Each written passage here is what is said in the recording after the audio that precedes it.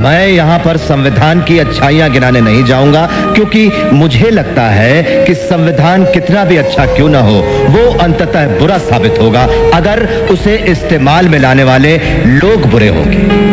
और संविधान कितना भी बुरा क्यों ना हो, वो अंततः अच्छा साबित होगा अगर उसे इस्तेमाल में लाने वाले लोग अच्छे होंगे। विश्व के सबसे बड़े लिखित संविधान के रचयिता डॉक्टर भीमराव अंबेडकर, जिन्हें अपने बचपन में घोर जातिवाद का सामना करना पड़ा। अपने स्कूल में उच्च वर्ग के विद्यार्थियों से दूर जमीन पर बैठकर पढ़ना पड़ता था, जिनके अपने बाल अपनी बड़ी बहन से कटवाने पड़ते थे, क्योंकि गांव का कोई नाई इन्हें हाथ लगाकर दूषित नहीं होना चाहता था, और जिन्हें समाज की इस घिनौनी विचारधारा की वजह से अपना सरनेम सकपाल से बदलकर अंबेडकर करना पड़ा था। फिर भी वो इतनी शिक्षा प्राप्त कर चुके थे कि उन्हें भारत का सबसे ज्यादा पढ़ा लिखा व्यक्ति माना जाने लगा। कैसे उन्होंने अपने लोगों के हक के लिए दशकों तक आवाज उठाई, क्यों बाबा साहेब अपनी सेहत पर ध्यान न देकर भारत के महान संविधान की रचना कर रहे थे, और आखिर में तो वो अपना धर्म ही बदल बैठे, जो बौद्ध धर्म अपनाया।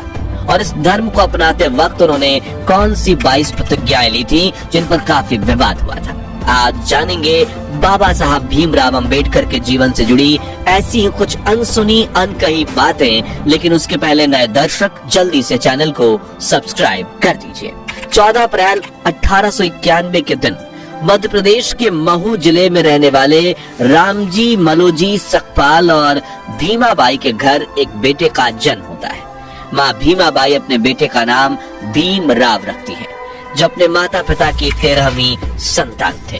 5 साल की उम्र में अंबेडकर का स्कूल में दाखिला करवाया जाता है, लेकिन छोटे से भीम को जल्द ही बात समझ में आ जाती है कि समाज में उनके परिवार के साथ भेदभाव किया जाता है। स्कूल में उन्हें स्टूडेंट्स के डेस्क से दूर कोने में जमीन पर बिठाया जाता था। लंच ब्रेक में उन्हें उस बर्तन से पानी नहीं पीने दिया जाता था जिससे बाकी बच्चे पानी पीते थे। उनके बचपन से जुड़ा एक आंखों में आंसू ला देने वाला किस्सा ये है कि एक बार भीमराव और उनके बड़े भाई को गर्मियों की छुट्टियां मनाने के लिए गोरेगांव जाना था, जहां उनके पिता कैशियर की नौकरी करते थे। दोनों भाई ट्रेन में बैठकर गोरेगांव पहुंच जाते हैं, लेकिन काफी देर इंतजार करने के बावजूद उनके पिता रामजी सकपाल उन्हें लेने के लिए स्टेशन नहीं पहुंचते। भीमराव और उनके भाई ने साफ सुथरे कपड़े पहन रखे थे और उनके चेहरे पर मासूमियत झलक रही थी, जो देख स्टेशन मास्टर इनके पास आकर पूछता है, तुम कौन हो और कहाँ जा रहे हो? तभी भीमराव बिना कुछ सोचे समझे ये बता देते हैं कि वो महार जाति के दलित हैं, जो सुनकर स्टेशन मास्टर के चेहरे के भाव बदल जाते हैं और वो इन्हें बिना कुछ कहे वहाँ से चला जाता है। कुछ देर बाद दोनों भाई अपने पिता तक पहुँचने के लिए एक बैलगाड़ी किराए पर लेने की सोचते हैं, लेकिन बैलगाड़ी चालकों तक ये भी बात पहुँच चुकी थी कि ये लोग अछूत और अस्पृश्य वर्ग के हैं और वो इनसे बात भी नहीं करना चाहते थे। काफी ठोकरे खाने के बाद एक बैलगाड़ी वाला इन्हें सवारी देने के लिए मान गया, लेकिन उसने इनसे दोगुना किराया मांगा और कहा बैलगाड़ी तुम्हें खुद ही चलानी होगी, और वो बैलगाड़ी से पैदल चलने लगा, क्योंकि उन्हें इनसे दूषित होने का डर था। ये घटना भीम के दिमाग पर काफी गहरा प्रभाव डालती है, जिसके बाद उनका ध्यान हर उस घटना पर जाने लगता है जिसमें उन्हें लोगों ने अलग और अछूत महसूस करवाया था। इसी तरह गांव का कोई नाई इनके बाल भी नहीं काटता था, बल्कि इन्हें घर ही अपनी दादी से बाल या दीदी से बाल कटवाने पड़ते थे।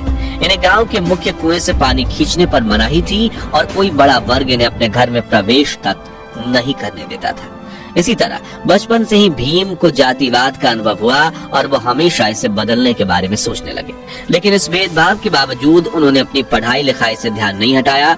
भीमराव की किस्मत कुछ मायनों में अच्छी भी थी, जैसे कि स्कूल में कृष्ण जी केशव आम्बेडकर नाम के टीचर थे, जो ऊंची जाति के होने के बावजूद भीमराव को पसंद करते थे, और उन्होंने ही भीमराव सकपाल को अपनी सरनेम देकर भीमराव अंबेडकर बनाया था, ताकि उच्च शिक्षा के दौरान उनके साथ भेदभाव न हो। साथ ही पिता रामजी मालोजी सकपाल बेटे भीमराव को अच्छी शिक्षा दिलवाने के लिए मुंबई ले आए। अब ये शहर तो बहुत ही आधुनिक था, लेकिन यहाँ भी दलितों के प्रति लोगों की सोच उतनी ही छोटी थी। इसलिए जब भी भीमराव अंबेडकर की असली पहचान सामने आती, उन्हें जातिवाद का सामना करना पड़ता। खैर, पढ़ाई में ध्यान देते हुए उन्होंने 17 साल की उम्र में मैट्रिक की परीक्षा पास कर ली। अपने समुदाय में मैट्रिक पास करने वाले वो पहले इंसान थे। इसी साल भीमराव की शादी रामाबाई से करवा दी गई। मगर शादी के बाद भी भीम ने पढ़ाई जारी रखी और अगली इंटरमीडिएट परीक्षा डिस्टिंक्शन के साथ पास की। लेकिन अब उन्हें आगे पढ़ने के लिए उनके पिता के पास पैसे नहीं थे। लेकिन वो कहते हैं ना, जहाँ चाह होती है वहाँ राह होती है। और भीमराव अंबेडकर के जीवन में चमत्कारिक घटनाओं का घटना शुरू हो गया। आपको बता दें कि जब बड़ोदरा के महाराज ने उन्हें पढ़ने के लिए स्कॉलरशिप दी, जिससे उन्होंने न सिर्फ बीए की पढ़ाई पूरी की बल्कि 1913 में उन्होंने अमेरिका जाकर यूनिवर्सिटी ऑफ कोलंबिया से मास्टर्स में दाखिला लिया। 2 साल में उन्होंने एमए की पढ़ाई पूरी की और अगले ही साल अपनी पीएचडी थीसिस भी पूरी कर ली। जिसके बाद भीमराव लंदन चले गए, जहां उन्होंने London school of economics join किया। लेकिन स्कॉलरशिप पूरी हो जाने की वजह से वो अपनी पढ़ाई पूरी नहीं कर पाए और बड़ौदा वापस लौट आए, जहां उन्होंने सिविल ऑफिसर का पद हासिल कर लिया। लेकिन यहाँ भी जातिवाद ने उनका पीछा नहीं छोड़ा और भेदभाव के चलते उन्होंने नौकरी छोड़ दी। 1918 में भीमराव बॉम्बे के सिडेनहम कॉलेज में लेक्चरर बने। साथ ही उन्होंने दलितों की आवाज दुनिया तक पहुंचाने के लिए मराठी अखबार मुक नायक की भी शुरुआत की, क्योंकि अपने धर्म की वजह से वो इतनी ठोकरें खा चुके थे कि अब उन्हें समझ आ रहा था कि अब अपना हक पाने के लिए उन्हें आवाज उठानी पड़ेगी। इसी बीच कुछ समय लंदन जाकर उन्होंने वकालत में अपनी पढ़ाई पूरी कर ली थी। इस तरह वो अपने जमाने के भारत के संभवतः सबसे ज्यादा पढ़े लिखे व्यक्ति बन चुके थे। डॉक्टर भीमराव बाबा साहब अम्बेडकर को शुरू से ही पढ़ाई से काफी लगाव था, इसलिए उनके पास भारत की सबसे बड़ी पर्सनल लाइब्रेरी हुआ करती थी। मशहूर लेखक जॉन गुंथर अपनी किताब इनसाइड एशिया में लिखते हैं कि जब 1938 में मेरी राजगृह में अम्बेडकर से मुलाकात हुई थी, तब उनके पास 8000 किताबें थी और उनकी मृत्यु तक ये संख्या बढ़कर 35,000 तक पहुंच चुकी थी। डॉक्टर भीमराव अम्बेडकर के निकट सहयोगी रहे शंकरानंद शास्त्री भी अपनी किताब में लिखते हैं कि मैं 20 दिसंबर 1944 की दोपहर 1 बजे अम्बेडकर से मिलने उनके घर गया। उन्होंने मुझे अपने साथ जामा मस्जिद इलाके में चलने के लिए कहा, जो इन दोनों पुरानी किताबों को खरीदने का अड्डा हुआ करता था। जब हम वहां पहुंचे तो लोग उनके चारों तरफ इकट्ठा होने लगे, लेकिन इस भीड़ में भी उन्होंने विभिन्न विषयों पर तकरीबन 2 दर्जन किताबें खरीदी। यहाँ एक दिलचस्प बात यह है कि किताबों का इतना बड़ा संग्रह होने के बावजूद वो अपनी किताबें किसी को पढ़ने के लिए उधार नहीं देते थे। किताबें मांगने वाले व्यक्ति को वह मुंह पर कह देते थे कि अगर आपको किताबें पढ़नी है तो मेरे पुस्तकालय में आइए।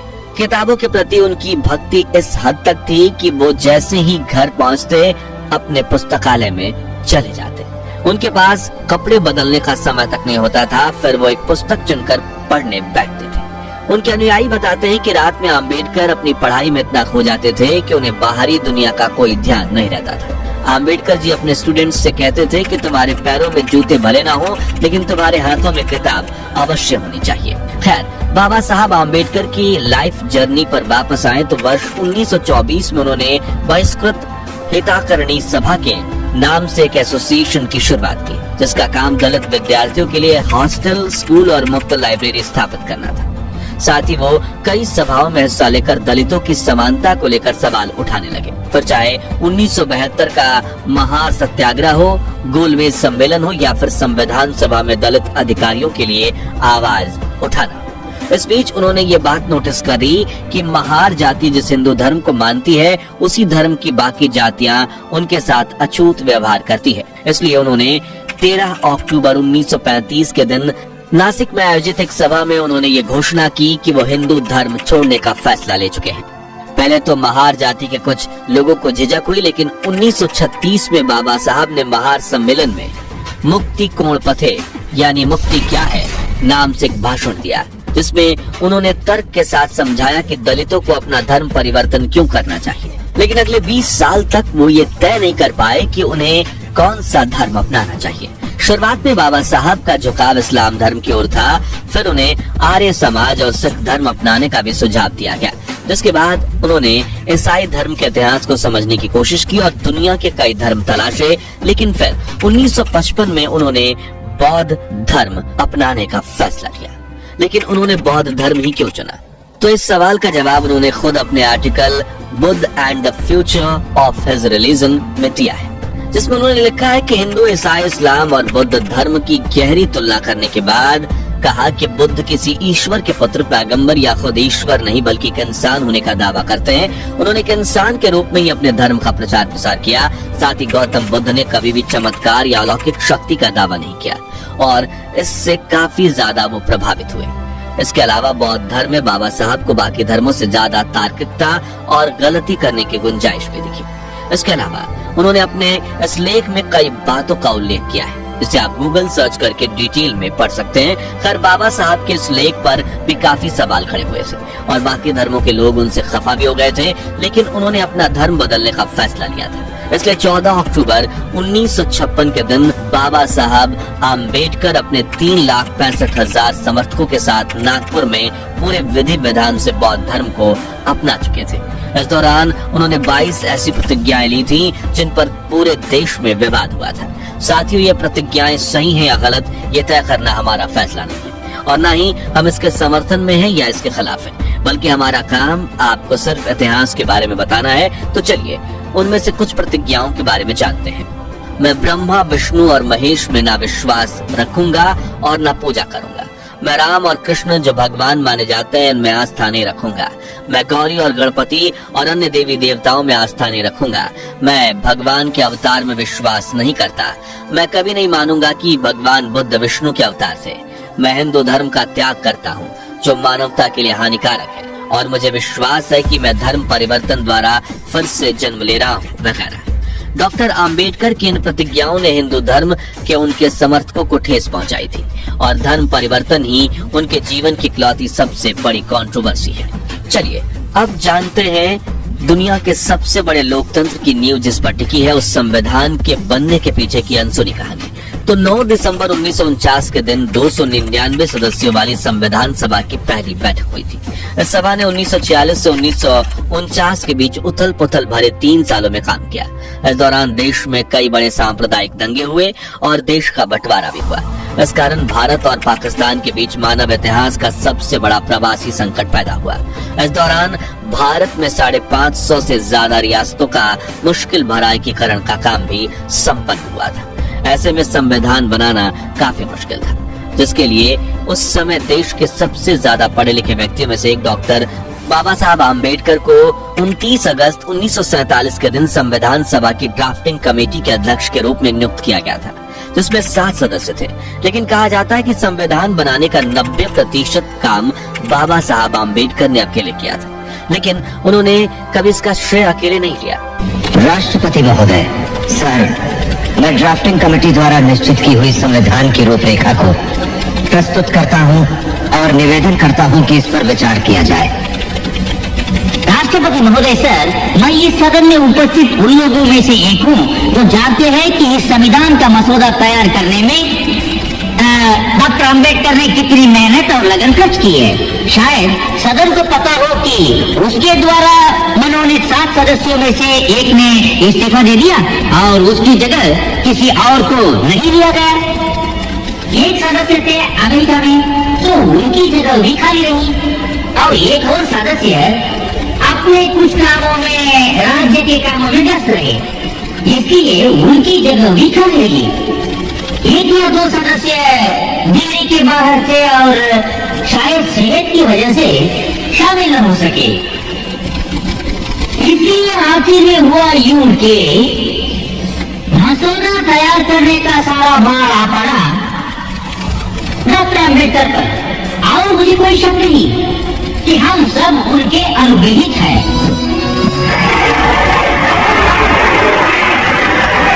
जो भी श्रेय दिया जा रहा है वो मेरे अकेले का नहीं है। इसका कुछ हिस्सा जाता है सर BN राव को, जो कि हमारी इस सभा के संवैधानिक सलाहकार हैं, जिन्होंने ड्राफ्टिंग कमेटी के विचार करने के लिए संविधान का कच्चा मसौदा तैयार किया। इस श्रेय का कुछ हिस्सा उस ड्राफ्टिंग कमेटी के सदस्यों को भी जाना चाहिए।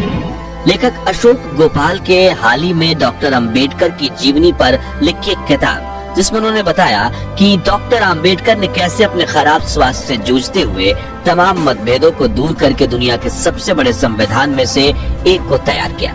इसके प्रारंभिक निर्माण के दौरान ही 2500 से ज्यादा संशोधन किए गए थे। बताया जाता है कि डायबिटीज और ब्लड प्रेशर से पीड़ित होने के बाद भी आम्बेडकर ने संविधान तैयार करने में काफी श्रम किया। संविधान सभा में लगभग 100 दिनों तक खड़े होकर उन्होंने धैर्य पूर्वक हर खंड को समझाया और 26 नवंबर 1949 को भारत का संविधान पारित किया गया और अपनाया गया। इस दिन को संविधान दिवस या राष्ट्रीय कानून दिवस के रूप में जाना जाता है, जिसके अगले साल यानी 26 जनवरी 1950 के दिन भारत में दुनिया के इस बड़े संविधान को लागू किया गया। इसलिए 26 जनवरी को हम गणतंत्र दिवस के रूप में मनाते हैं। संविधान निर्माण के कुछ साल बाद डॉक्टर राजेंद्र प्रसाद ने स्वीकार किया कि आम्बेडकर ने संविधान के कुशल पायलट की भूमिका निभाई। वहीं 6 दिसंबर 1956 के दिन बाबा साहब के निधन के बाद प्रधानमंत्री जवाहरलाल नेहरू ने भी कहा था कि संविधान बनाने में डॉक्टर अम्बेडकर से ज्यादा ध्यान किसी ने नहीं दिया और न ही किसी और ने उतनी परेशानी उठाई। तो दोस्तों, ये थी बाबा साहब भीमराव अम्बेडकर के जीवन की कुछ अनकही अनसुनी कहानियां। अगर आप भी बाबा साहब के जीवन के संघर्ष, मेहनत और विचारधारा से प्रभावित हैं तो कमेंट बॉक्स में उनकी तारीफ के 2 बोल जरूर लिखिए। वीडियो अच्छा लगा हो तो इसे लाइक और शेयर करके हमें सपोर्ट कीजिए और सियासी जगत से जुड़ी ऐसी ही दिलचस्प कहानियां सुनते रहने के लिए हमारे चैनल को सब्सक्राइब करके पास वाली घंटी जरूर बजा दीजिए। धन्यवाद।